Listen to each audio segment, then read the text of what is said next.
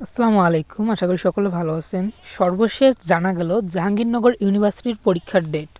জাহাঙ্গীরনগর ইউনিভার্সিটির পরীক্ষা তাদের নিজ ক্যাম্পাসে অনুষ্ঠিত হবে এবং পরীক্ষা শুরু 9 ফেব্রুয়ারি এবং চলবে 19 ফেব্রুয়ারি পর্যন্ত। অর্থাৎ এর মধ্যেই বিভিন্ন শিফটের পরীক্ষা হয়ে যাবে, বিভিন্ন ইউনিটের পরীক্ষা হয়ে যাবে। যেহেতু এবারও তাদের নিজ ক্যাম্পাসে পরীক্ষা, তো তাদের কোনো ধরনের কোনো জটিলতা নাই। তারা এই ডেটের মধ্যে বিভিন্ন ইউনিটগুলোর পরীক্ষা ভাগ করে তাদের শিফট অনুযায়ী পরীক্ষা নেবে এবং আবেদনের ডেট এবং অ্যাডমিট কার্ড বা এ সমস্ত আপডেট সার্কুলার এখনও পাওয়া যায়নি। তো পাওয়ার সাথে সাথে আমরা আমাদের চ্যানেলে আপলোড দিয়ে দিব। আমাদের চ্যানেলটা সাবস্ক্রাইব করে পাশেই থাকতে পারেন। ধন্যবাদ সকলকে।